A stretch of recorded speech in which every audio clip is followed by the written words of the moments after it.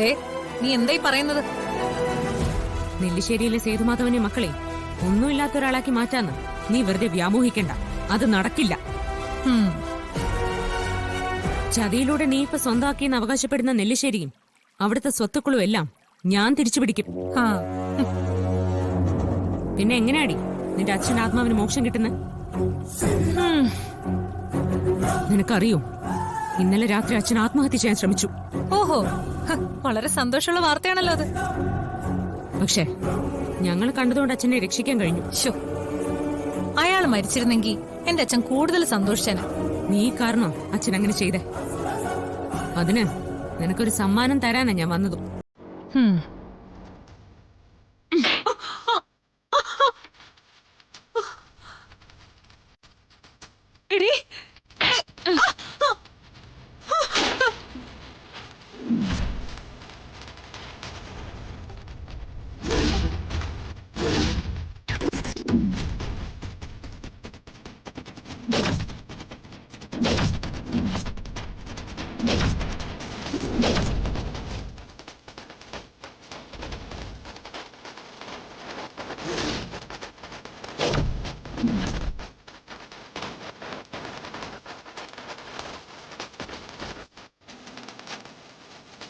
എന്താ നീ കാണിച്ചത്? എല്ലാം പോയല്ലോ മോളെ. കുട്ടി എന്തായി ചെയ്ത്? ചടങ്ങ് മുടങ്ങിയല്ലോ.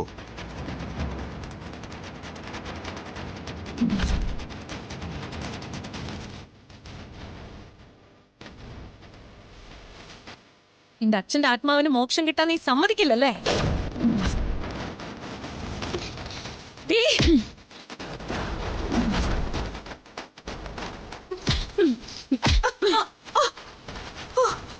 മോളെ,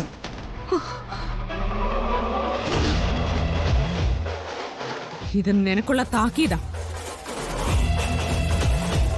ഇതുവരെ നെല്ലിശ്ശേരിയെ നശിപ്പിക്കാൻ നീ ഓരോന്നും ചെയ്തു.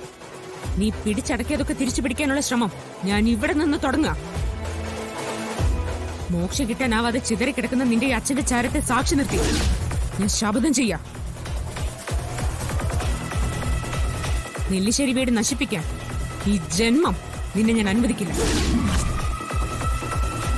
നെല്ലിശ്ശേരിയിലെ സേതുമാധവന്റെ മക്കളുടെ നേരെ ഇനി ഒരു ചെറു വിരൽ അനക്കാൻ നിനക്കിനി സാധിക്കില്ല.